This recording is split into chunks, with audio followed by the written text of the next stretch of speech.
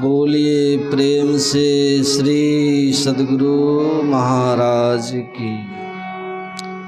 जयकार करने से विकार दूर होता है और अंतःकरण की शुद्धि होती है, वातावरण पवित्र होता है।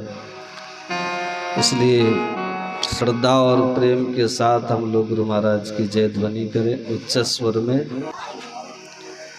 बोलिए प्रेम से श्री सद्गुरु महाराज की जय।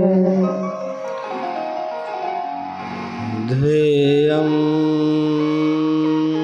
सदा परिभवगणमभीष्टदोहम् तीर्थास्पदं शिवविरञ्चिनुतं शरण्यं भृत्यार्तेऽहं प्रणतपाल भवाब्धिपोतं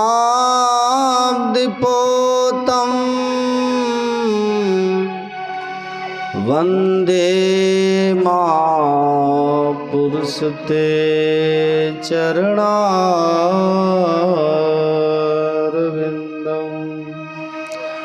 अखण्डमण्डलाकारं व्याप्तं येन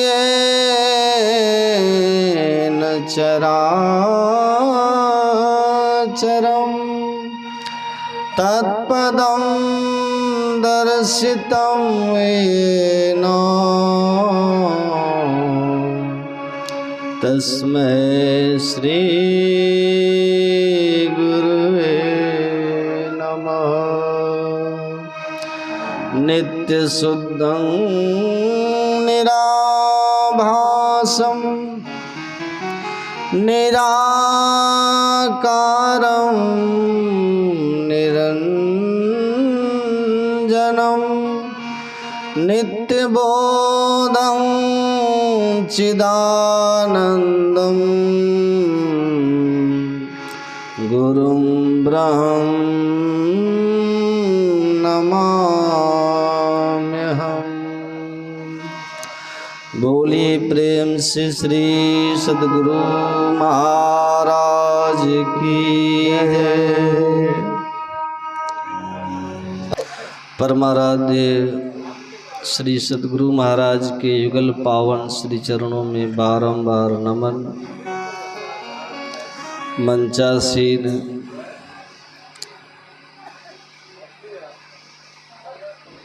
आदरणीय श्री गायक मंडली, उपस्थित मिर्जापुर के समस्त प्रबुद्ध सत्संग प्रेमी महानुभावों, पूजनीय माताओं एवं भक्तिमती धर्मशिला भाइयों, हम सब जानते हैं कि हमारे आदरणीय श्री राम प्रवेश यादव जी की धर्म पत्नी पूज्य रास मुनि माता जी, उनके श्राद्धोपरांत यह सत्संग हो रहा है। तो स्वर्गीय रास मुनि माता जी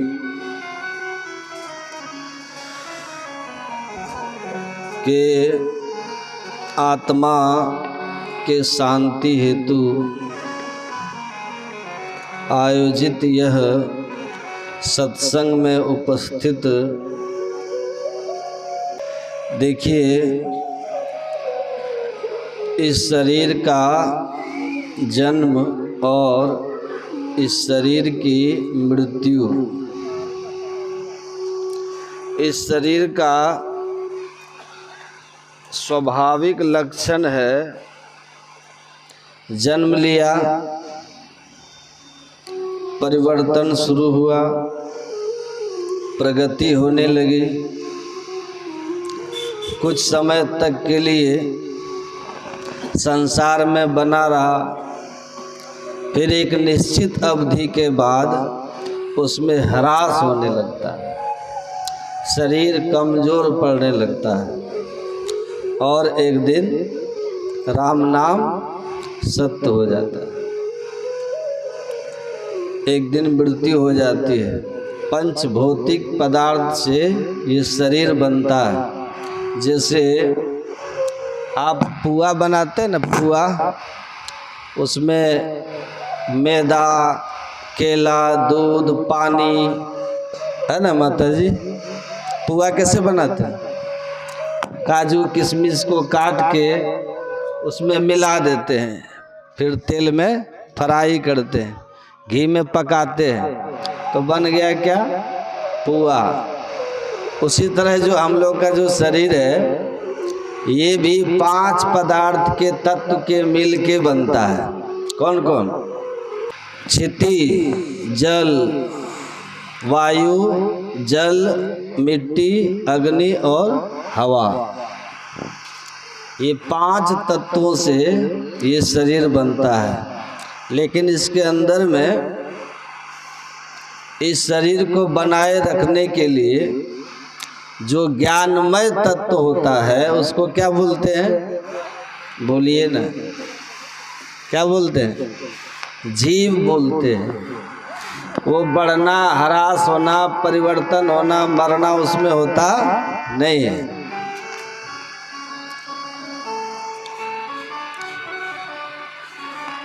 तो एक रस रहता है। जैसे किसी वृक्ष पर पक्षी है, वो वृक्ष अगर आप काट देते हैं तो पक्षी उस वृक्ष से उड़ के चला जाता है कहाँ? किसी दूसरे वृक्ष पर अपना घोंसला बनाता है। तो एक पेड़ काट देने से पक्षी नहीं मरा, क्या हुआ? किसी दूसरे वृक्ष पे जाके बसेरा कर लिया। वैसे ही शरीर के मरने से हम मरते नहीं हैं, अर्थात जीव मरता नहीं। बस क्या होता है? इतना ही होता है कि नया घर बना लेता है, नया शरीर धारण कर लेता है। एक शरीर को छोड़ना, दूसरे शरीर को धारण करना, इसको क्या कहते हैं? जीवन और मरण, जन्म और मरण। तो ये जो जन्म और मरण है ना, यह जैसे जरूरी नहीं कि पक्षी आम के पेड़ को छोड़ के उड़ा है तो दूसरा घोंसला आम के पेड़ पर ही बनाएगा, ये कोई जरूरी नहीं, किसी पेड़ पर बनाएगा।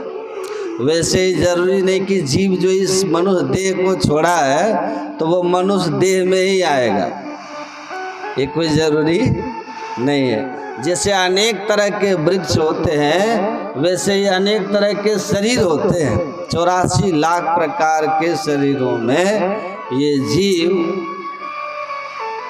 का आना जाना है, उसी को 84 लाख योनि भी कहते हैं। और उसका सिंपल उदाहरण ये है कि आपके ही 2 बच्चे एक स्वभाव के होते हैं। आप माता पिता हैं उनके, माता और पिता के शरीर की शक्ति है, डीएनए दोनों का एक ही है। बच्चों में दोनों का स्वभाव एक क्यों नहीं है? आप ही जन्म दिए, आप ही पालन पोषण किए, उसी परिवार में पला बढ़ा, लेकिन बचपन से दोनों अलग अलग स्वभाव के क्यों होते हैं? अलग अलग स्वभाव का कारण क्या है? स्वभाव का कारण है उसके पीछे के जन्म का संस्कार। ध्यान से सुनिएगा। एक राजा को एक बेटी थी। कितना? एक। राजा ने अपनी पुत्री के लिए कहा कि वर ढूंढ के लाइए। तो मंत्री, पुरोहित और ठाकुर को कहा कि जाओ वर ढूंढ के लाओ मेरी बेटी के लिए। और तीनों वर ढूंढने के लिए निकले। और 3 अलग अलग राज्यों में 3 अलग अलग राजकुमार से तीनों उस राजा की लड़की का विवाह तय करके आ गए। और लड़की यहाँ राजा को कितना है? एक ही है। और संजोग ऐसा है कि एक ही बेटी है उनको। आकर के तीनों ने राजा को खुशखबरी दी, विवाह तय कर दिए हैं। राजा तो एकदम दंग रह गए। कहा समय पर बारात लेके आएंगे वो लोग तो हम फंस जाएंगे, और बात नहीं हुई तो दो राज्य से तो दुश्मनी हो जाएगी, तो उपाय क्या है? तो गए अपने गुरु के पास राजा। गुरुजी ने कहा क्या बात है? कहा ये समस्या है, बेटी एक ये 3 शादी कैसे करूं? उन्होंने कहा चिंता मत करो, तुम चुपचाप रहो, 3 लड़की एक जैसे हम बना देंगे, ले आएंगे। कहा वो तस्वीर तीनों के पास था, फोटो में मिलाएंगे तो पकड़े जाएंगे। कहा बिल्कुल चिंता मत करो, मेरी जिम्मेवारी है। तो वो महात्मा जी आए राजा के घर में, और एक घर में कुतिया का बच्चा था और एक बिल्ली का बच्चा था। मंत्र पढ़ करके गुरुजी ने दोनों के ऊपर जल छिड़का तो राजकुमारी जैसी दोनों हो गई, हूबहू जैसे राजकुमारी थी। पहचानने में ही आए कि असली कौन है और नकली दोनों कौन है। बारात आई, तीनों एक जैसी थे, तीनों की शादी हो गई। बारी बारी से तीनों को राजा दान किए, विदा कर दिए। उसके बाद राजा को लगा कि मेरी इसमें से अपनी बेटी कौन है, ये तो हमको पता ही नहीं है। तो किससे ब्याह हो गया मेरी अपनी बेटी का? किससे ब्याह हो गया? तो एक चिंता में पड़ गए राजा। तो उसने क्या किया, राजा ने पुनः गया अपने गुरु के पास। कहा गुरुदेव क्या करूं, मेरी बेटी किसके यहाँ गई? तो गुरुजी ने कहा कि चिंता मत करो, तुम जाओ, अपने समझ में तुमको आएगा कि तुम्हारी बेटी कौन है, जाओ। तो ये राजा गए बेटियों से मिलने। पहले बेटी के यहाँ गए, खाया पिया सब कुछ हुआ। फिर उन्होंने अपने समधी समधिनी से पूछा कि कहिए हमारी बच्ची से आप लोग खुश हैं न? कहा देखिए आपकी बच्ची तो देखने में सुंदर है और बाकी सब कुछ ठीक है, सेवा भी करती है, काम भी करती है, लेकिन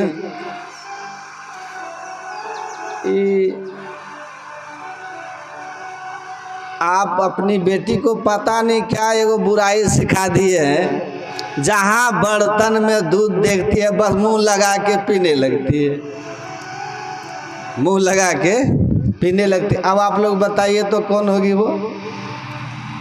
बिल्ली। तो राजा समझ गए कि बिल्ली से बनी है तो पिछला संस्कार इसके ऊपर हावी है। बेटी से मिले, सब बात समझ गए। उसके बाद राजा चले गए, दूसरे यहाँ गए, उससे कहा सब कुछ मिलना जुलना हो गया। फिर समधी समधिनी से पूछे राजा मेरी बेटी से आप लोग को कोई परेशानी? कहा कोई परेशानी नहीं, बहुत अच्छी है, हर तरह से ठीक है, बस एक ही कमी है। कहा क्या? कहा कि अपने मन से सब कुछ करती है, और जहाँ आप बीच में इसको टोके कितना झझिया के बोलती है, लगती है मुँहे नोच लेगी। हैं? कौन थी? हैं? आप लोग समझ गए कि नहीं? तीसरे के यहाँ गए, अब तो क्लियर था। तीसरे के यहाँ गए, जब वहाँ पूछा तो कहा सुंदर है, सुशील है, पढ़ी लिखी है, कोई कमी नहीं है, कोई कमी नहीं है, हम लोग इससे बहुत प्रसन्न है, शिकायत कहीं से कुछ नहीं है। तो राजा समझ गए कि यही मेरी बेटी है। तो पीछे अलग अलग योनि में जो लोग रहते हैं ना, उस योनि के प्रभाव से सबका अलग अलग संस्कार होने के कारण व्यवहार अलग अलग हो जाते हैं। व्यवहार से आप समझ जाइएगा कौन योनि से कौन आया है, पिछला जन्म है ना। तो शरीर बदल गया, जीव के साथ उसका मन बुद्धि भी गया। मन बुद्धि गया तो मन बुद्धि वही न होगा जिस योनि से वो आया है, उसका प्रभाव बढ़ा रहेगा उसको। तो 84 लाख प्रकार के योनियों के संस्कार हमारे पास है। अब भगवान श्री राम कहते हैं कि आपको जो ये मनुष्य देह मिला है नर तम सम नहीं कौनहु देही, बड़े भाग से मिला है। 84 लाख प्रकार के जोनियों में भटकने के बाद मिला है। आकर 4,84,000 जोनि भ्रमति है जीव अविनाशी। ईश्वर की कृपा से मिला है। आकर 4,84,000 जोनि भ्रमति है जीव अविनाशी। एक शरीर में रहा, समय की अवधि पूरी हुई, शरीर की उम्र पूरी हुई, उसको छोड़ दिया, दूसरे शरीर में चला गया। भगवान कृष्ण ने कहा ये ऐसा ही है जैसे वासांसी जीर्णानि यथा विहाय नवानि दीर्घनाति नरो परानि, तथा शरीरानि विहाय जीर्णानि अन्यानि संयाति नवानि देहि। पुराना कपड़ा फट गया, आप खोल दिए, नया पहन लिए, तो अलग अलग वस्त्र पहने, आप एक ही रंग का तो नहीं पहनते, एक ही दाम का नहीं पहनते हैं। उसी तरह 84 लाख प्रकार के शरीर हैं, ऊंच नीच शरीर हैं, उनको हम धारण किए और छोड़े। भगवान कृपा की तो हमको थोड़ा कीमती शरीर दे दिया, वही मनुष्य का शरीर है। 84 लाख योनि में देवता भी नहीं है, और देवताओं के शरीर से भी ज्यादा महत्व का शरीर ये मनुष्य का शरीर है। भगवान कहते हैं सुर दुर्लभ सब ग्रंथ गावा, बड़े भाग मानुष तन पावा, बड़े भाग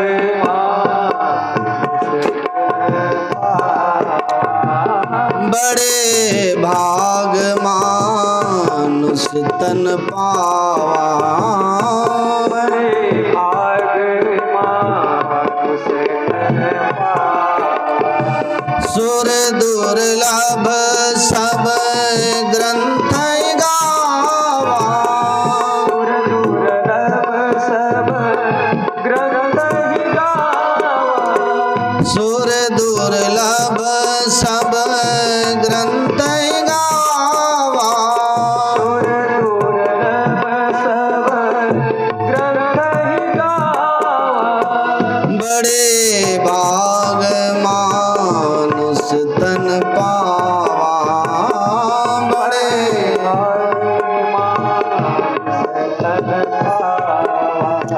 साधन धाम मोक्ष कर द्वारा,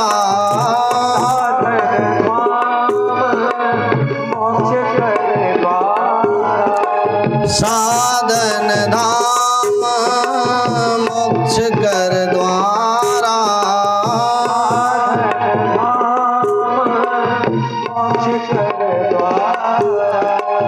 पाइन जेहि पर लोक सवारा,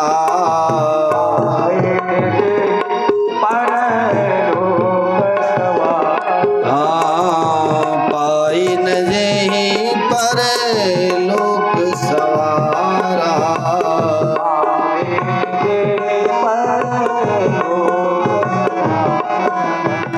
तो ये शरीर के लिए देवता भी ललायित हैं, और हम देवता बनने के लिए ललायित हैं।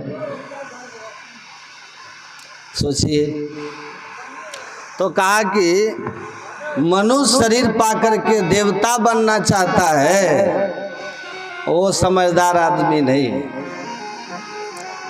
क्योंकि जो काम मनुष्य के देह होगा देह से, वो देवता के देह से नहीं होगा। देखिए,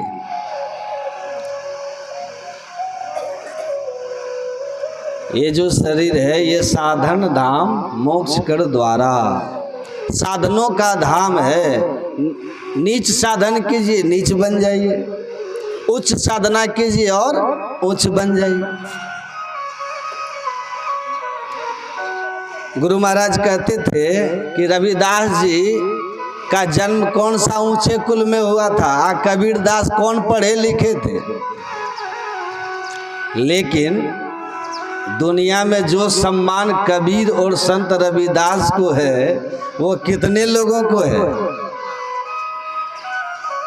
बताइए, उन लोगों ने अपने जीवन को साधन धाम बनाया, महान हो गए। इसी शरीर को पाकर कोई रावण हो गया, ऐसी शरीर को पाकर कोई हिरण्यकश्यपु हो गया, कोई हिरणाक्ष हो गया, राक्षस हो गया। कर्म से नीच कर्म में लगाए जीवन तो नीच हो गए हैं।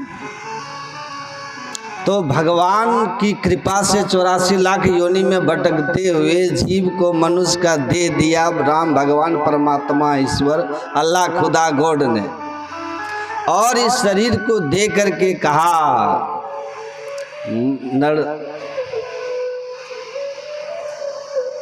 परलोक सवारी, दुख से छूटिए। क्यों कि देवता से विशेष शरीर क्यों कहा? क्योंकि देवता भी दुख से छूटे नहीं होते।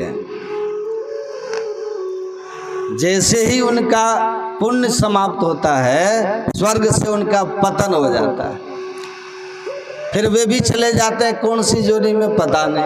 भगवान राम और हनुमान जी के बीच में वार्ता चल रही थी। वाल्मीकि रामायण में ये प्रसंग आता है। एक कुत्ता जोर से छींक मारा, उसको नाक से गिरा एक कीड़ा। गौर से भगवान राम ने देखा और हंसने लगे। देखिए, जो बातें ग्रंथों में लिखी है वो हमारे ग्रंथ में, जो हम लोग अपने को वैदिक धर्मावलंबी हिंदू कहते हैं, हमारे धर्म ग्रंथ में है, वेद में है, महाभारत में है, रामायण में है, इधर देखिए, और पुराणों में है। अगर उन बातों को, क्योंकि ग्रंथ में लिखे, महापुरुषों ने लिखे, अगर उन बातों को हम लोगों को कहते हैं तो बहुत सारे लोगों को लगता है कि अरे ये लोग नास्तिक क्या बोल रहा है। हमारे गुरुदेव कहते थे, बड़ा अफसोस, स्वामी विवेकानंद जी की किताब में लिखा है, स्वामी विवेकानंद जी ने कहा कि एक मिशन के तहत भारत के अध्यात्म ज्ञान को नष्ट कर दिया गया, और इस मिशन में हमारे देश के ही लोग शामिल थे जो धर्म को धंधा बना रहे थे, जिनका मिशन था धर्म हमारा धंधा हो जाए, उस मिशन में शामिल रहे। इसीलिए जिस ज्ञान के कारण भारत धर्मगुरु कहलाता है, उस ज्ञान को जब सुनाने लगते हैं तो बहुत सारे लोगों को तकलीफ भी हो जाती है, होने लगती है। अब इंद्र का चींटी बनने की कथा तो उसी पुराण में है ना, जिसने वेदव्यास ने लिखे हैं, उसी रामायण में है, वाल्मीकि ने जिसने राम की महिमा का गुणगान किया है कि भगवान श्री राम और हनुमान जी का संवाद हो रहा था रामायण में, वाल्मीकि जी का मूल रामायण में, कि भगवान श्री राम हनुमान जी को कुछ उपदेश कर रहे हैं। उसी समय कुत्ता छींक मार देता है और उसके नाक से एक कीड़ा गिरता है। उस कीड़े को देख करके रहस्यमयी मुस्कान से भगवान राम मुस्कुराते हैं, और हनुमान जी विवेकवान है, विद्यावान गुणी अति चातुर, वो तुरंत समझ जाते हैं कि ऐसे महापुरुष गंभीर वार्ता करते हुए इस तरह से क्यों मुस्कुरा उठे। उन्होंने कहा कि भगवान, आपकी इस रहस्यमय मुस्कान का क्या कारण है? कहा कि ये जो कुत्ता छींका न, इसके नाक से जो कीड़ा गिरा, उस कीड़े को देख के मुझे हंसी आई। और हनुमान जी ने पूछा, आप हाथ जोड़ते, भगवान इस कीड़े के पीछे की कहानी क्या है? क्योंकि आप तो सब कुछ सब जन्म जानते हो। भगवान कृष्ण ने अर्जुन से कहा था, हमारे और तुम्हारे बहुत जन्म हो गए, न त्विमा हम जातु नासम न त्वने में जनाधिपा न छेव, हमारे और तुम्हारे बहुत जन्म हुए हैं। ऐसा कभी नहीं था कि मैं नहीं था, तुम नहीं थे, या राजा लोग नहीं थे, और न कभी ऐसा होगा जब मैं नहीं होऊंगा और तुम नहीं होगे और ये राजा लोग नहीं होंगे। तो शरीर के लिए नहीं, परमात्मा भी अमर, परमात्मा का अंश भी अमर। तभी तो कबीर साहब कहते थे, मैं क्यों मरी हूँ, मैं क्यों मरूंगा, जो मैं हूँ ईश्वर जीव, जीव अविनाशी, मैं क्यों मरी हूँ? हरि मरी हो तो मैं मरी हूँ, हरि न मरे हम काहे मरी हूँ। परमात्मा मरते हो तो मैं मरूंगा, परमात्मा नहीं मरते तो मैं भी नहीं मरूंगा। हम अविनाशी हैं, ईश्वर अंश जीव अविनाशी, जो ईश्वर है वही हम हैं। ईश्वर को जान लिया तो हम टोटली वही है जो ईश्वर है।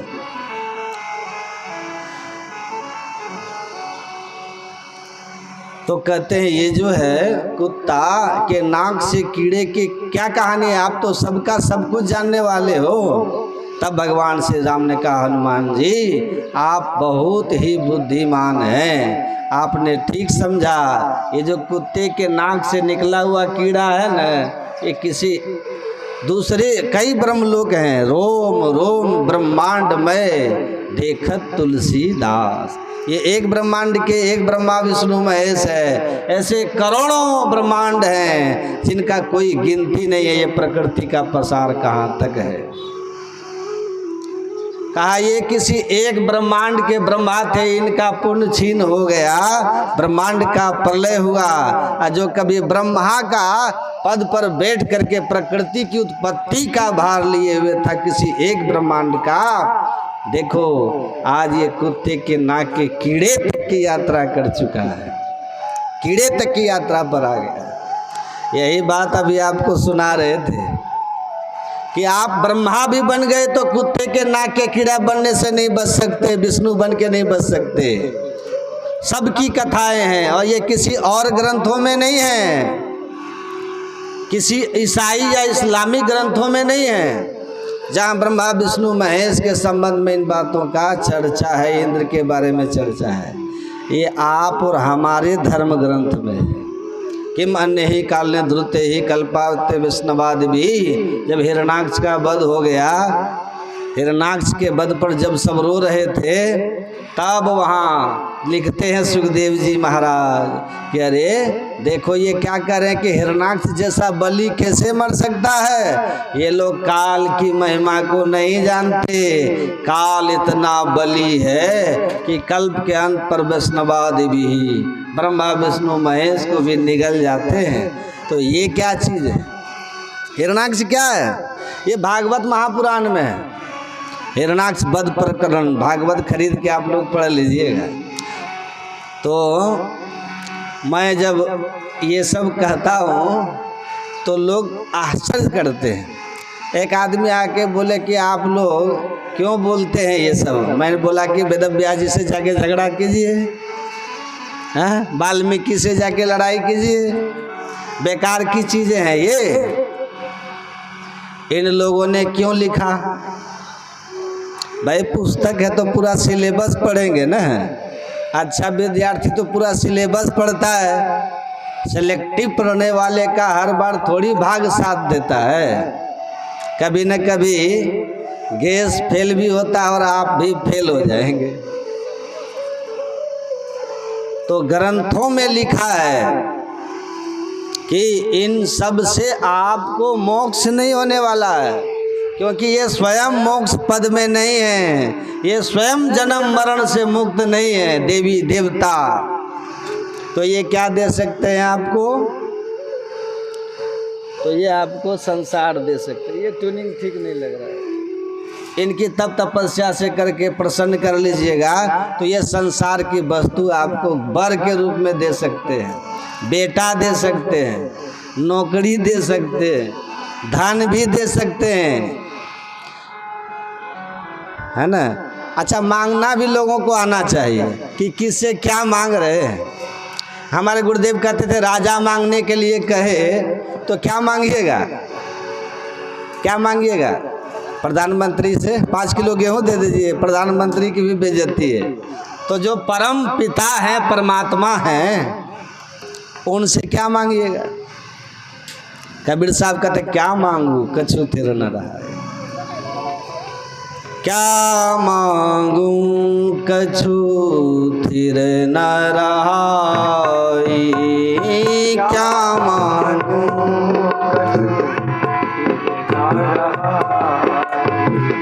क्या मांगू कछु थिर न रहाई।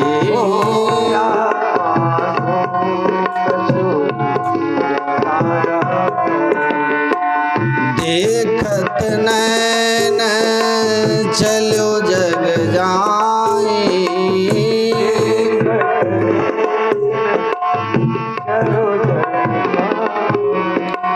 क्या मांगू कछु थिर न रहाई।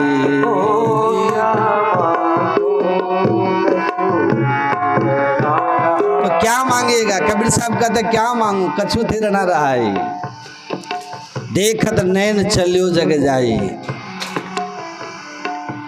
1 लाख पूत 1.25 लाख नाती, 1000 रावण घर दिया न बाती। सोने का महल रुपए का छाजा, छोड़ चले नगरी के राजा। आवत संग न जात संगाति का, भय दल बांधे हाथी। कहे कबीर अंत की बारी, हाथ झाड़ी जो चला जुआरी। जुआरी जब हार जाते हैं ना, दिन भर की मेहनत की कमाई को मुंह लटका के जाते हैं। वैसे जीवन भर धन संचय करने में अगर आप बिता दिए और आत्म धन के लिए आपने प्रयास नहीं किया, तो भक्ति का धन जमा नहीं किया, तो आप हारे हुए जुआरी की तरह अंत में जम की मार खाते हुए जाइए, व्यर्थ हो जाएगा सब। तो मांगना क्या चाहिए? हमारे गुरुदेव कहते थे मांगो ऐसा। क्या मांगो? हमारे गुरुदेव एक कहानी कहते थे कि एक राजा की कई रानियां थी। राजा बनारस जा रहे थे दूसरे राजा के यहाँ, तो सब रानियों को बुला के कहा कि मांगो, क्या लाऊं तुम लोगों को। जब उधर से लौटे तो क्या लेके आए, तो सब अपना इतना बड़ा बड़ा लिस्ट थमा दिए, ये ले आइएगा, ये ले आइएगा, ये लेते आइएगा, है ना, सब कुछ ले आइएगा। एक छोटी रानी थी, उससे पूछा कि तुमको क्या चाहिए? बोली हमको कुछ नहीं चाहिए, आप चुपचाप सकुशल मेरे पास लौट के आ जाइए, बस हमको यही चाहिए। राजा सबके लिए सामान लिए, तो जो नहीं मांगी उसके लिए नहीं लेंगे, हैं? सबके लिए लेंगे, जो नहीं मांगी उसके लिए नहीं लेंगे। मांग करके लेने में, मांग करके कौन लेता है? तो उसको तो दिया जो मांगी, लेकिन जो नहीं मांगी छोटी रानी, उसके लिए भी लिया और सबके घर में सामान भिजवा दिया। लेकिन सभी छोटी रानी जो थी, राजा स्वयं चले गए और उसी महल में रह गए। तो गुरु महाराज कहते थे कि देखो, उसने राजा से राजा को मांग लिया, तो राजा भी मिल गए और संसार भी मिल गया। तो परमात्मा से जो परमात्मा को मांगता है, उसको सब मिल जाता है ना। लेकिन हम लोगों का क्या पता है, हमको कोई पूछता है बाबा कुछ चाहिए, तो हम कहते हैं हाँ एक तो कलम ले आइएगा, एगो डायरी ले आइएगा, या फिर कोनो पुस्तक ले आइएगा। इससे ज़्यादा क्या मांगिएगा? क्या मांगेंगे? जो नहीं भी मांगता है ना, तो संसार परमात्मा सबकी व्यवस्था करते हैं, नहीं करते हैं? योग क्षेम भाव में हम जो भगवान की भक्ति करते हैं, भगवान उनकी सब व्यवस्था स्वयं करते हैं। एक आदमी ने कहा, आलसी था बड़ा, भगवान की भक्ति करते करते एक दिन भगवान मांग संसार के लिए भक्ति कर रहा था। काहे भगवान, हमको ऐसा आप वरदान दीजिए। शहर का आदमी था, कहा हमको ऐसा वरदान दीजिए कि लोग काम तो अपना करे, लेकिन पैसा हमको दे। कहा लोग काम अपना करे, पैसा लाके हमको दे। खाटेंगे आप अपना, आज जमा करेंगे हमारे पास, सब लाके हमको दे। भगवान बोले कि ठीक है, एवं मस्तु। वो क्या हुआ जानते? उसको क्या मिली? नौकरी मिली, काम उसको मिला। कहाँ? शहर में जो आप लोग गए होंगे देखे होंगे, लिखा रहता ना सुलभ शौचालय रहता ना। शौचालय में लोग जाते हैं, शौच पैखाना करते हैं, और वहाँ जो बैठा रहता है टेबल पर, उसको 10 रुपया 5 रुपया देते हैं। वो उसी सुलभ शौचालय का किरानी बन गया। लोग काम अपना करते थे, पैसा उसको जाके देते थे। तो भगवान से मांगने में थोड़ा हम लोग सावधान रहें कि क्या मांगू, कछु थिर न रहा है। इसीलिए संसार क्या मांगना, आत्मा का परमात्मा का ज्ञान हो, ईश्वर मिल जाए तो सब मिल जाएगा। आप भक्ति कीजिएगा, व्यवस्था ईश्वर करेंगे। आप भक्ति में, आपकी वृत्ति भक्ति में जब होगी, तो आप ही सब व्यवस्था करते हैं परमात्मा। संसार अपने आप सुधर जाता है ना। लेकिन आजकल का चेला चेली फायदा वाला आदेश तो मानता है, लेकिन घाटा वाला में नहीं मानता है। एक गुरुजी को एक चेला था, गुरुजी ने कहा बेटा उठ करके भोजन बना दो। कहा कि गुरुजी आप ही बना लीजिए, मेरा तबीयत ठीक नहीं है। भोजन बना लिए गुरुजी अपने से। उसके बाद बोले बेटा उठ करके चौका लगा लो, थाली वाली धो लो। कहा गुरुजी आप ही धो लीजिए, मेरा तबीयत ठीक नहीं है। फिर कहा कि अरे बेटा कम से कम उठ के खाना लगा दो। कहा गुरुजी आप ही लगा लीजिए, मेरा तबीयत ठीक नहीं है। गुरुजी खाना लगा करके बोले बेटा अब थोड़ा सा खा लो। कहा कि हाँ गुरुजी, बार बार बात काटने में आपका अच्छा नहीं लग रहा है। बार बार बात काटने में अच्छा नहीं लग रहा है। आते हैं गुरुजी, आते हैं, आदेश का पालन करेंगे। तो जब जब अकामः सर्व कामो वा मोक्ष काम उदारधि तीव्रेण भक्ति योगेन यजेत पुरुषं परम। आप सकाम हो या निष्काम हो, मानव शरीर उपासना के लिए ही मिला है। इसको व्यर्थ वासना में यूं ही बर्बाद नहीं करना चाहिए। जो मानव तन पा करके भी भगवान की उपासना आराधना नहीं करता वो नर पशु कहलाते हैं। पुरुष पशु, ऐसे पुरुष पशु की प्रशंसा 4 पशुओं के द्वारा की जा रही है। बहुत ध्यान से सुनिएगा आप। नर पशु के प्रशंसक 4 पशु कौन है?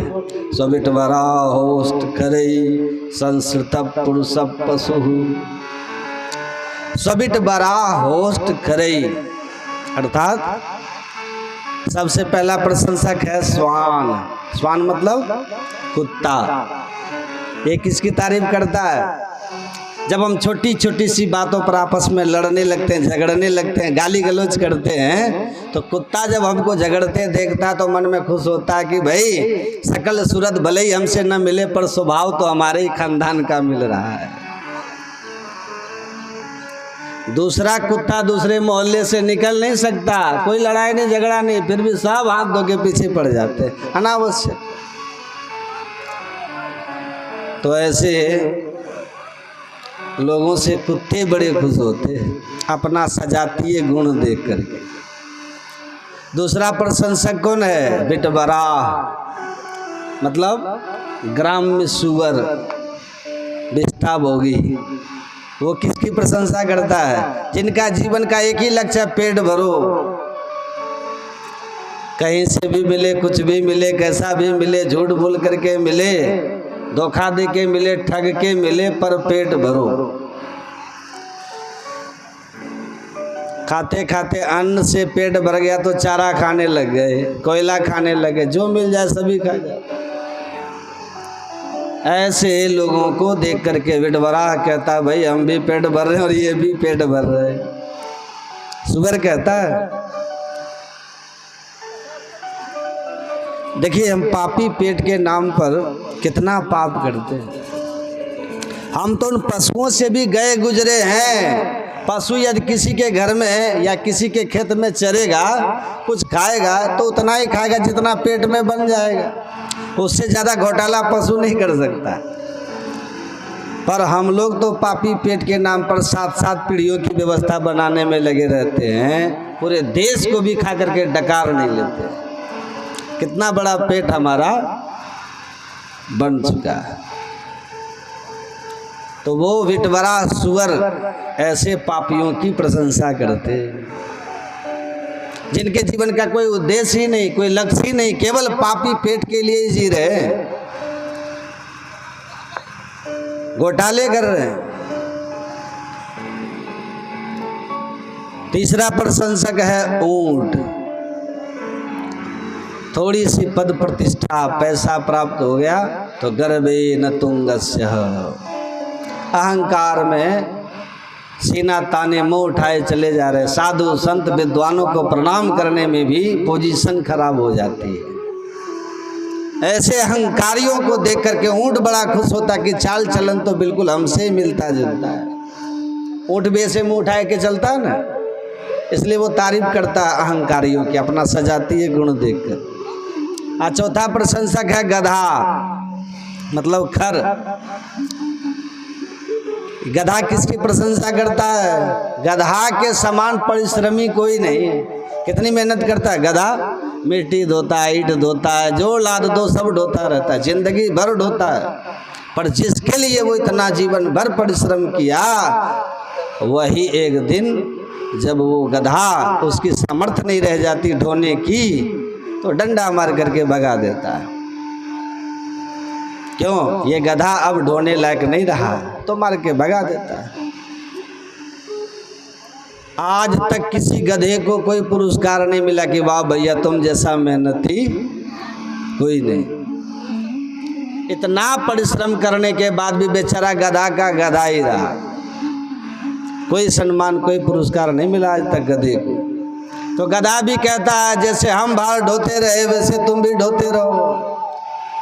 जिंदगी भर जिनके लिए भार आप ढोगे, कोई तुम्हें धन्यवाद या तुम्हारा ऋणिया बनने वाला नहीं है, बल्कि जब उनका भार ढोने में अक्षम हो जाओगे तो वही धक्का मार के भगा देंगे। जाओ पिताजी वृंदावन हरिद्वार में जाके भजन करो, रात भर खांसते हो, न सोते हो, न सोने देते हो,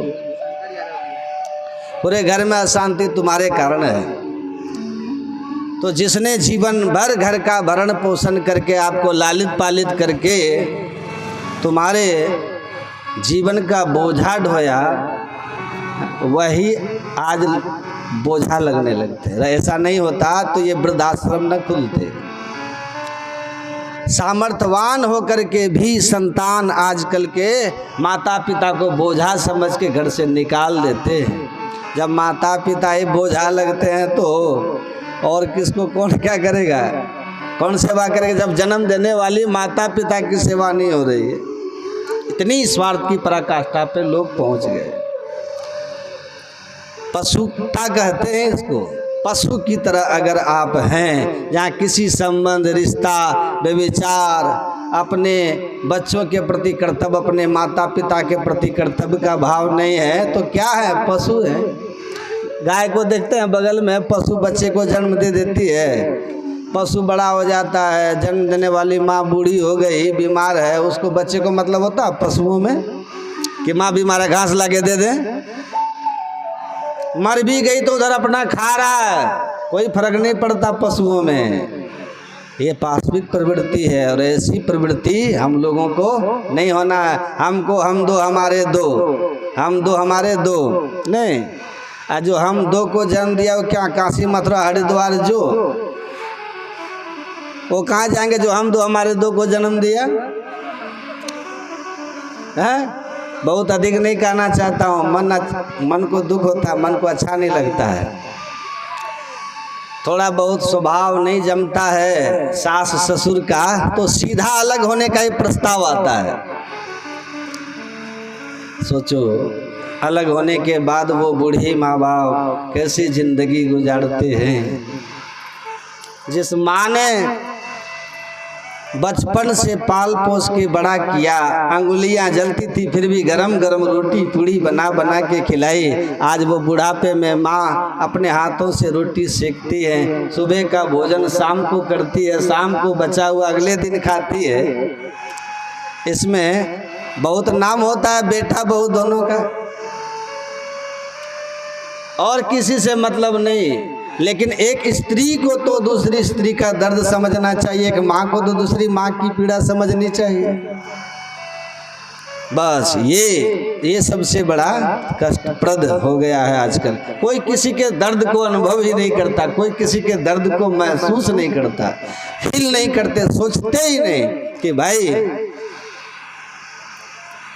आज मेरा बेटा स्कूल जाता है तब मैं इतना दुखी होती हूँ, तो मेरी सासू के पुत्र हैं मेरे पति, वो घर छोड़ करके अलग बैठे हैं, तो उस माँ पे कैसी गुजरती होगी, ये कोई नहीं सोचता।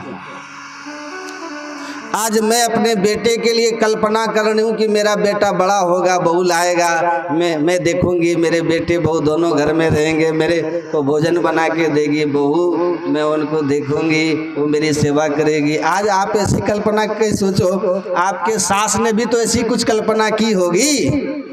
यदि हम उसकी कल्पना को पूरा करने में सहायता करेंगे तो भगवान हमारी भी कल्पना को पूर्ण करने में सहायक होंगे।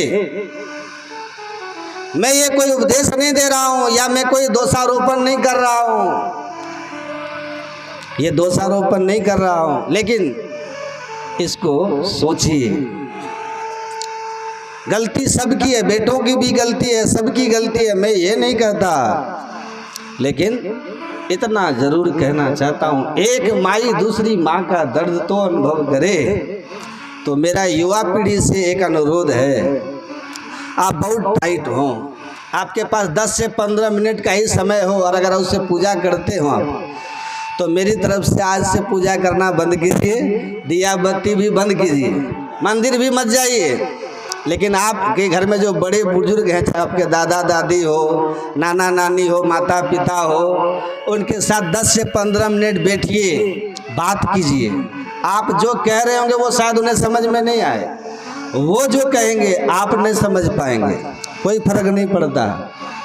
लेकिन वृद्ध व्यक्ति के साथ अगर उसकी पुरानी स्मृतियाँ बांट ली जाए, विश्वास कीजिएगा, अगर आप अपने घर के बड़े बूढ़ों के साथ 10 से 15 मिनट बैठते हैं और पूजा पाठ नहीं भी करते हैं तो ऊपर वाला वो वक्त आपके पूजा पाठ में लिख देगा और आपको वही पुण्य मिलेगा। इतना तो अपने घर के बूढ़ों के साथ किया जाना चाहिए। ध्यान रखिएगा, बचेगा कोई नहीं यहाँ, बूढ़ा सबको होना है। जो आज बूढ़े हैं कल जवान थे, जो आज जवान है कल बूढ़े होंगे। अपने घर की वृद्धावस्था का मान कीजिए, उन्हें समय दीजिए, उनके साथ बैठिए, इससे बड़ी पूजा और क्या होगी।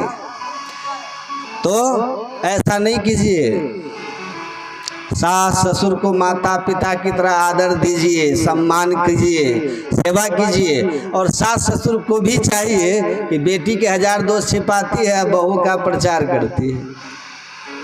नहीं, जैसे बेटी की कमी को छिपा लेती है ना लोगों से, उसको डांटती हो सुधार के लिए, वैसे बहू के दोष को भी छुपाइए, उसको उसके मुंह पे कहिए, पब्लिक में मत कहिए, पड़ोसी में जाके मत कहिए, वरना आपको अपना कैसे मानेगी। तो इस व्यवहारिक ज्ञान को भी थोड़ा समझिए। दान वैभव लेकर नहीं जाइएगा, भाई से बेईमानी नहीं करना। भगवान राम और भरत की परंपराओं के हम लोग हैं, देखते हैं कैसे राजगद्दी एक दूसरे को दे रहे हैं कि तुम्हारा हक तो तुम्हारा हक। तो सब छोड़ के जाना है, इस बात को ध्यान देना है। जहाँ प्रेम है वहाँ लक्ष्मी बसती है, वहाँ शांति है, वहाँ आनंद है। इसलिए मेल प्रेम से रहना सीखिए। तो गधा कहता है कि हमने भी बहुत ढोया, तुम भी ढो, परिणाम किसी को नहीं मिलने। अंत में यही कहते, तुमने हमारे लिए किया ही क्या है।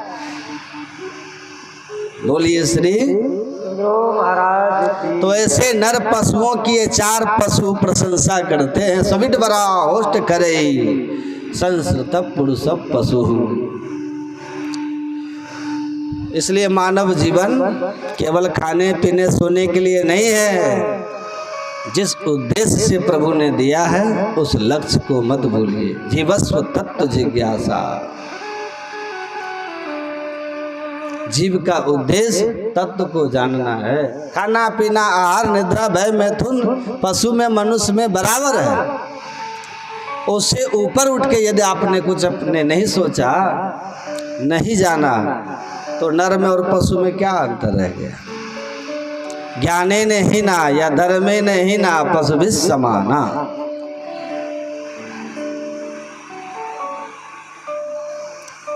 देखिए, धनवान हो जाना या ऊंचे पद पे पहुंच जाना ये बहुत बड़ी बात नहीं है। सुत दारा और लक्ष्मी पापी के भी होए। तो आप बड़े पद पे जा सकते हैं बिना भक्ति किए, आप धनवान भी हो सकते हैं बिना भक्ति किए। हो सकता है आप बहुत ऊंची ऊंची डिग्री पाए हुए विद्वान भी हो सकते बिना भक्ति किए, लेकिन अच्छा इंसान होना ये बिना भक्ति के नहीं होता। ये बहुत बड़ी बात है कि आप एक अच्छे इंसान हैं, तो अच्छा इंसान होना चाहिए। तो आप अच्छा इंसान बनिएगा तो इससे बड़ा क्वालिफिकेशन और कुछ नहीं होता कि आप एक अच्छे इंसान हैं, अच्छा इंसान।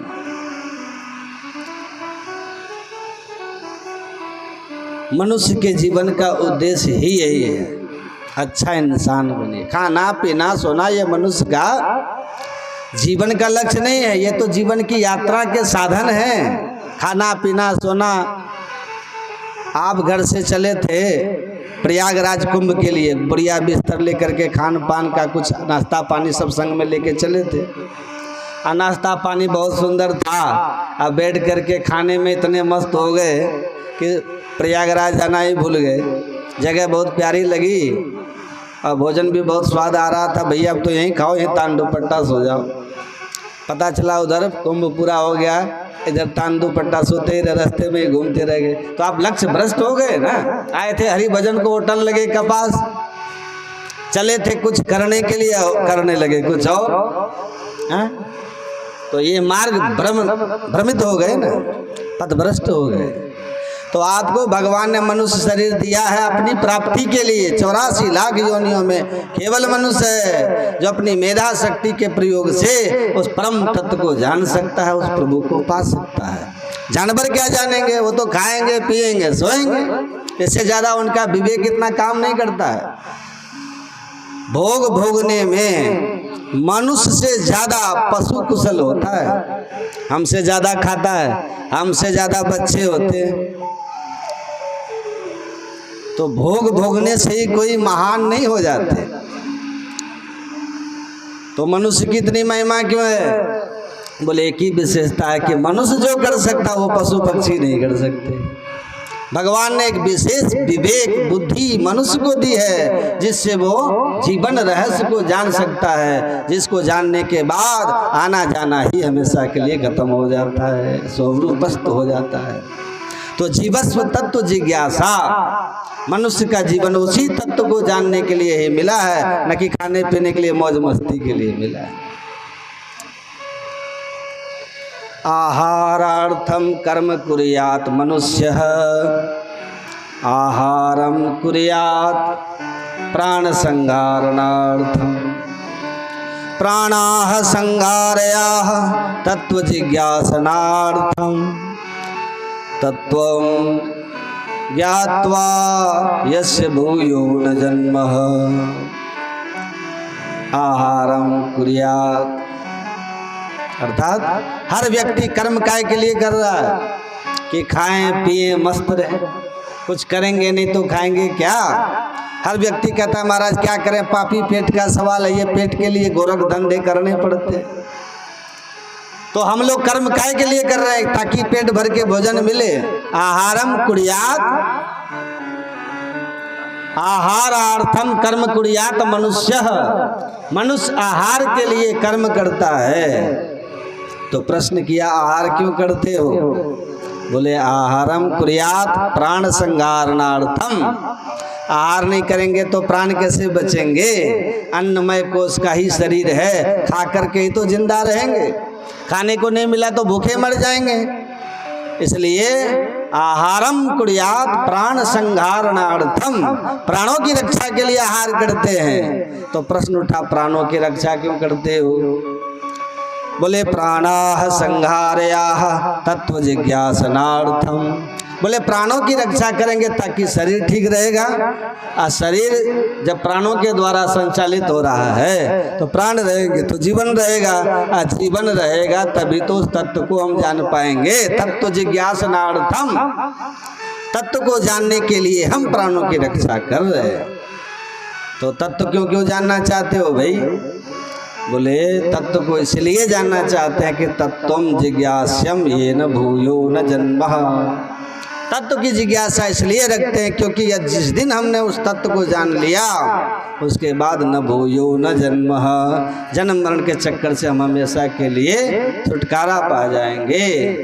जब तक उस परम तत्व को नहीं जाना तब तक पुनरपि जननम पुनरपि मरणम पुनरपि जननी जठरे शयनम, बार बार तुम्हें माँ के गर्भ में आना पड़ेगा, जन्म लेना पड़ेगा, फिर दुनिया के झंझट में पड़ना पड़ेगा, फिर दोबारा मरना पड़ेगा। मृत्यु में बड़ी भयंकर पीड़ा होती है और जन्म के समय में भी बड़ी दुस्सह पीड़ा होती है। बच्चा जब जन्म लेता है तो इतनी भयंकर उसे वेदना होती है कि कभी कभी बेहोश भी हो जाता है। तो सोचिए जन्म के समय कितना माँ के गर्भ में 9 महीने रह करके कितना कष्ट होगा। गर्भवास समम दुखम न भूतो न भविष्यति, गर्भ में कष्ट भोगा, फिर जन्म के समय महाकष्ट भोगा और फिर जीवन भर। बच्चा को देखिए बचपन में कितना कष्ट भोगता है बच्चा। अब बच्चे को मच्छर काट गया, बच्चा रो पड़ा, और माँ अपने कथा सुनने में लगी तो माँ ने समझा रो क्यों रहा भाई। अब वो ना कह सकता है कि मुझे मच्छर ने काट लिया, न तो खुजला सकता है न बता सकता है, वो रोए जा रहा है। तो माँ ने समझा भूखा है तो जबरदस्ती बोतल लगा दी मुंह में। यदि दूध नहीं पी रहा है तो समझ रहे कि लगता है इसके कान में दर्द है कि पेट में दर्द है, तो कान में तेल डाल देगी, कभी कभी पेट सूतने लग जाएगी। अब बच्चा अपनी पीड़ा बता नहीं सकता, वो सिर्फ रोना जानता है। अब माँ की बुद्धि जो काम कर जाए वैसा ही वो उपचार करने लग जाती है। तो बचपन में भी कष्ट कम नहीं भोगे, जन्म के बाद में भी बाल्यावस्था में बड़े कष्ट होते हैं। और जब होश में आए थोड़े बड़े हो गए तो फिर पढ़ने का टेंशन, फिर नौकरी का टेंशन, फिर शादी विवाह का टेंशन, फिर बच्चे, फिर बच्चों का पढ़ाना लिखाना, उनकी नौकरी लगाना, पूरा जीवन फिर नून तेल लकड़ी में भागते फिरो। और फिर जब बुढ़ापा आया तो फिर बुढ़ापे की रोग व्याधियाँ सताने लगे, फिर मरने के नाम से घबराहट होने लगी, अब जाना पड़ेगा।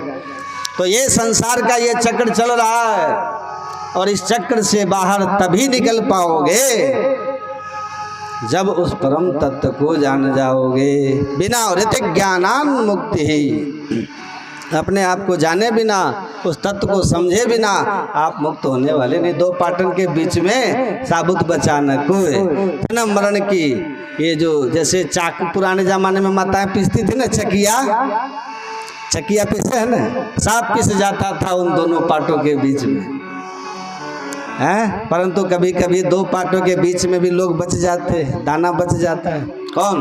जो बीच में उसकी धुरी होती है उससे जो चिपका रहता है वो बच जाता है।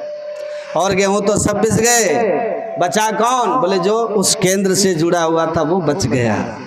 उसी प्रकार से जन्म मरण के चक्कर में सब पिस रहे हैं, पर जो इस जन्म मरण की जो धुरी है उस परमात्मा जो एकमात्र सबका संचालन करने वाले हैं, उस परमात्मा के चरणों से जो जुड़ गए वो इस संसार के जन्म मरण के पिसने से अपने आप को बचा लेते हैं। इसलिए भगवान कहते मामेव ये प्रपद्यन्ते, मेरी शरण में आ जाओ तो बच जाओगे, नहीं तो ये जन्म मरण की इस चाकी में तुम भी पिस जाओगे, तुम भी पिस जाओगे।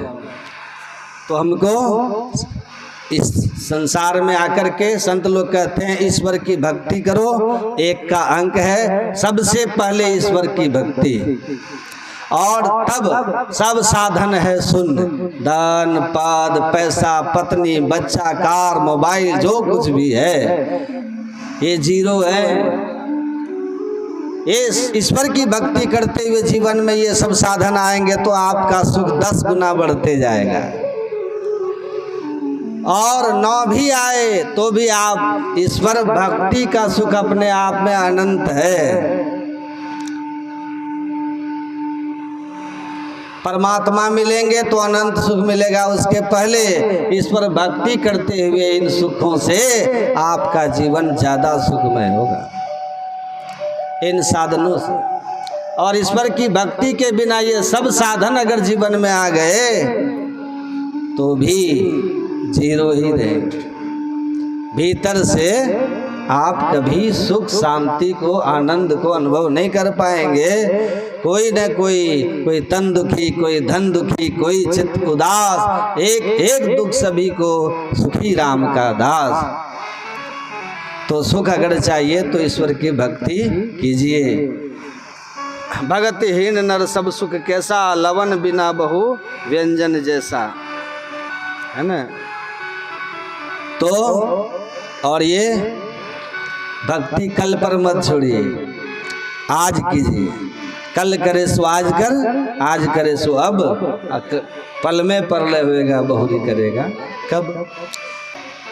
तो पांव पल की खबर नहीं, करे काल की साज, काल अचानक मार से ज्योति तर को बाज। तो टाला टुली दिन गया, टाला टुली में जीवन को मत छोड़िएगा। भजन भक्ति में अपने समय को लगाइएगा, शुभ काम शीघ्र कर लीजिए। भगवान कृष्ण कहते हैं थोड़ा थोड़ा भी भजन का अभ्यास करोगे ना, ध्यान सत्संग ध्यान का, तो इसके आरंभ की यही महिमा है कि थोड़ा थोड़ा भी कर रहे हो तो ये संस्कार मनुष्य शरीर से नीचे नहीं गिरने देगा।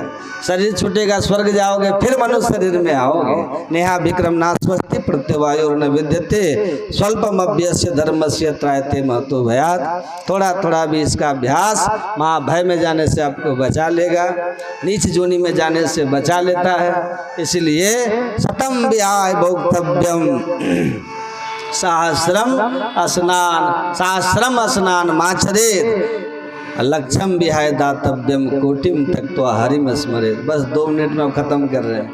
का 100 काम छोड़कर समय पे भोजन करना।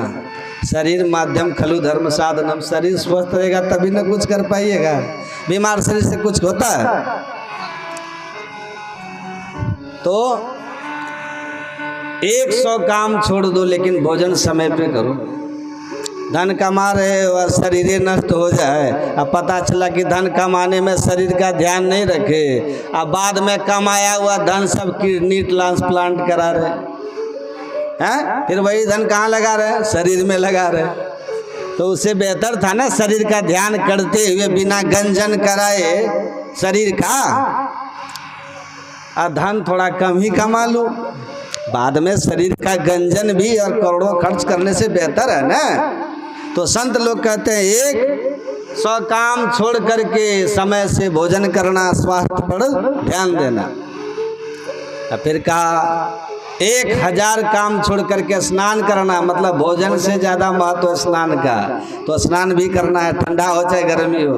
1,00,000 काम छोड़ देना, लेकिन लक्षम विहाय दातव्यम, 1,00,000 काम छोड़ना पड़े छोड़ देना। लेकिन अगर तुमको भगवान ने धन दिया है तो उसमें से कुछ ना कुछ अपनी हैसियत के अनुसार, 1 रुपया लायक हो तो 1 रुपया, 1 करोड़ लायक हो तो 1 करोड़, लेकिन जरूर कोई अगर मांगने आया है और आप जानते हैं कि ये जरूरतमंद है, तो किसी धर्म के लिए काम के लिए मांग रहा है या जरूरत है इसको, गरीब है, तो उसको दान कर देना। 1,00,000 काम छोड़ के काम आएगा वो परलोक में। फिर कहा 1 करोड़ काम छूट जाए छोड़ देना, लेकिन कोटिम त्यक्त्वा हरिम स्मरेत, लेकिन 1 करोड़ काम छोड़ करके समय पर बैठ करके ध्यान करना, है ना, ध्यान कर लेना। क्योंकि ध्यान का संस्कार जो है पुण्य भी देगा, स्वर्ग भी देगा, पुनर्जन्म अगर हुआ तो मनुष्य शरीर ही होगा, और नहीं तो मोक्ष अंत में फलित हो जाएगा। तो इसीलिए ध्यान, सत्संग, सत्कर्म ये जीवन के मूल आधार हैं, इसको पकड़ के रखिएगा। कितना सुंदर हमारे श्री राम प्रवेश यादव जी की धर्मपत्नी पूज्य स्वर्गीय रासमुनि माता जी की आत्मा की शांति के लिए इनके परिजनों ने सत्संग कराया, लोगों को लाभ हुआ, उनकी आत्मा की शांति मिले। तो धन तो बहुत बड़े बड़े लोगों के पास होता है, लेकिन धर्म में सबका मन नहीं लगता है। ये जब गुरु ईश्वर की कृपा होती है तभी धर्म कर्म में मन लगता है। तो इतना माता जी के लिए इन लोगों ने सत्संग कराया आत्मा की शांति के लिए। मैं गुरु महाराज से उसकी आत्मा की शांति के लिए सदगुरु महाराज से प्रार्थना करता हूँ कि वो जहाँ भी हो गुरु महाराज अपने शरणागति में रखें, उनका कल्याण करें। यही असली जीवन है। बाकी जितना जमा करते जाइए वो तो सब छोड़ जाइएगा। यही ध्यान, सत्संग और सत्कर्म आपके साथ जाएगा। इसलिए संसार और परिवार के लिए भी करते रहिए, पर अपनी आत्मा का ख्याल हरदम रखिए। आत्मा का साथी क्या है? सत्संग, ध्यान और सत्कर्म। तो सत्संग, ध्यान, सत्कर्म में अपने जीवन को हम लोग लगाएं और जीवन को सार्थक बनाएं। मैं गुरु महाराज से पुनः प्रार्थना करूंगा कि पूज्य माता जी जहाँ भी हों, उनकी आत्मा को गुरु महाराज सद्गति प्रदान करें और सभी लोग का जीवन सुखमय हो। और आप सब लोग जो यहाँ सत्संग में समय दिए, सत्संग आप लोगों ने सुना, आप सभी लोगों के लिए गुरु महाराज से प्रार्थना, सबका शुभ हो, मंगल हो, कल्याण हो। बोलिए श्री सद्गुरु। एक भजन सुन के फिर एक गायक जी से भजन सुनिएगा, फिर आरती है। जीवन तो भैया एक रेल है, जीवन तो भैया एक रेल है, कभी पैसेंजर कभी मेल है। ओ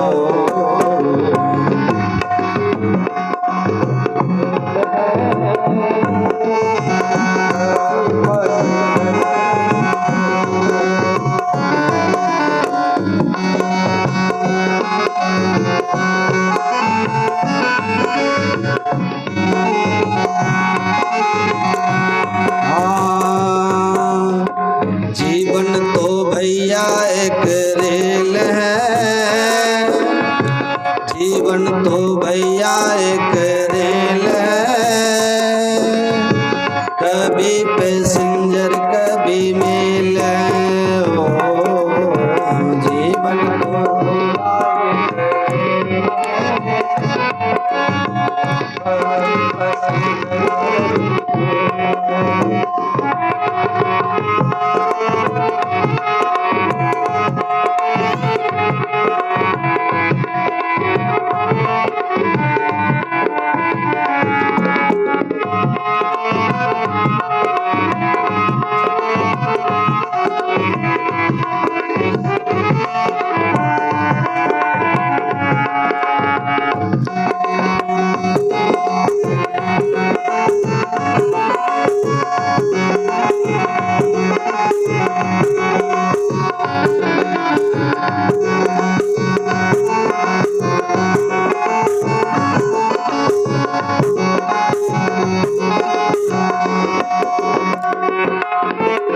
सुख दुख की पटरी पे दौड़ लगाती है,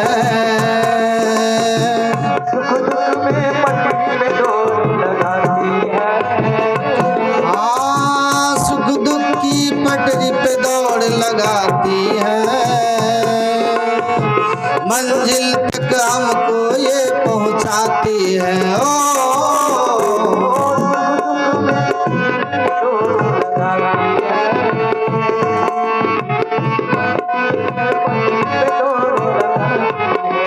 हाँ, सुख दुख की पटरी पे दौड़ लगाती है, मंजिल तक हमको ये पहुंचाती है।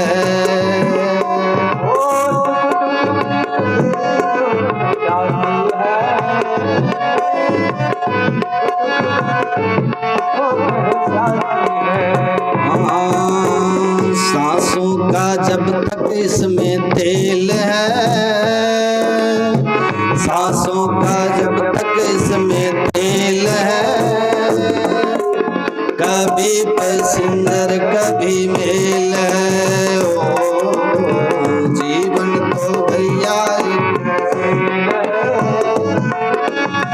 कभी पैसेंजर कभी मेल है।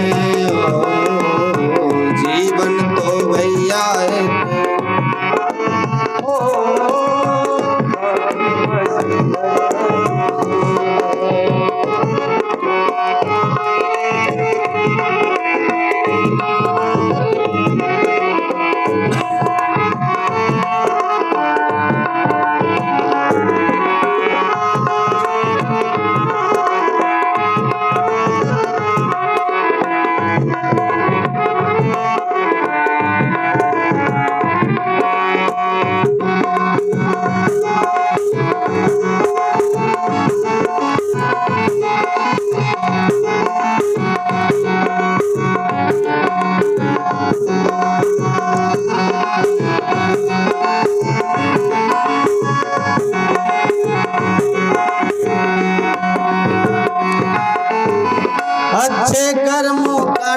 कटा लेना,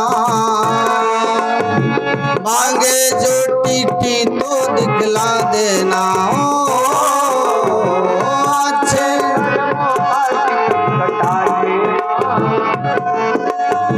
मांगे जो टीटी तो दिखला देना हो,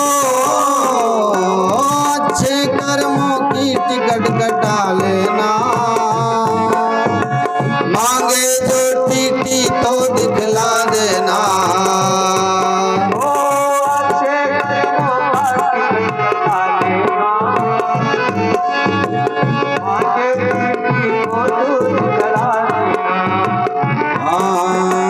बिना टिकट तो सीधी जेल है,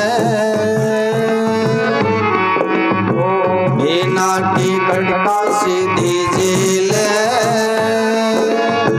कभी पैसेंजर कभी मेल है। जीवन तो भैया कभी पैसेंजर कभी मेल है। जीवन तो भैया कभी पैसेंजर कभी मेल है।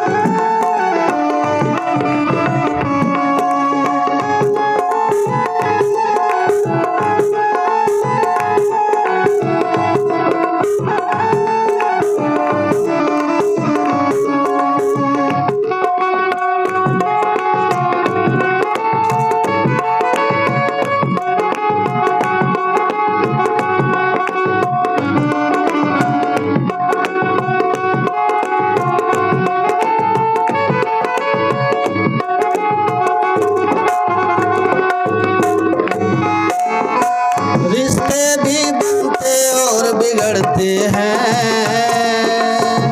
यात्री भी चढ़ते और उतरते हैं।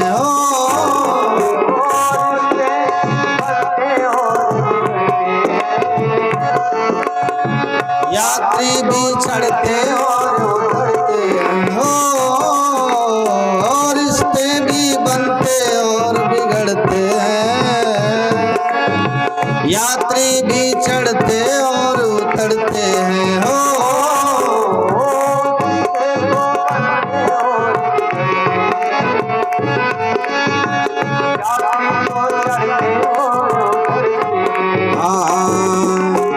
माया के सिग्नल का ये खेल है,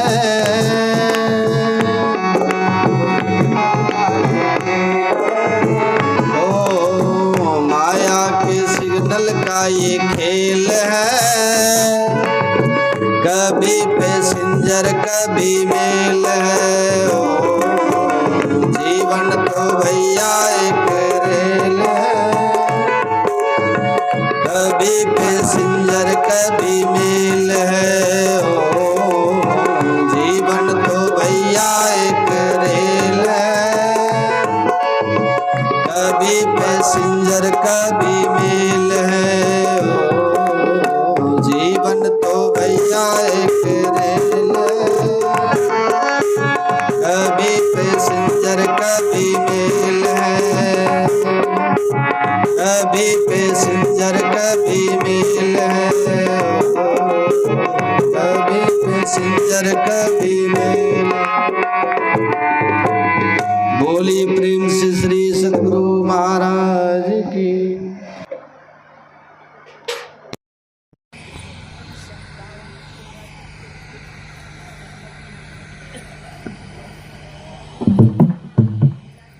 गुरु कीर्तन कर दीजिए।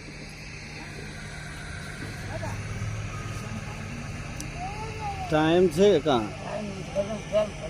भजमन कर दीजिए।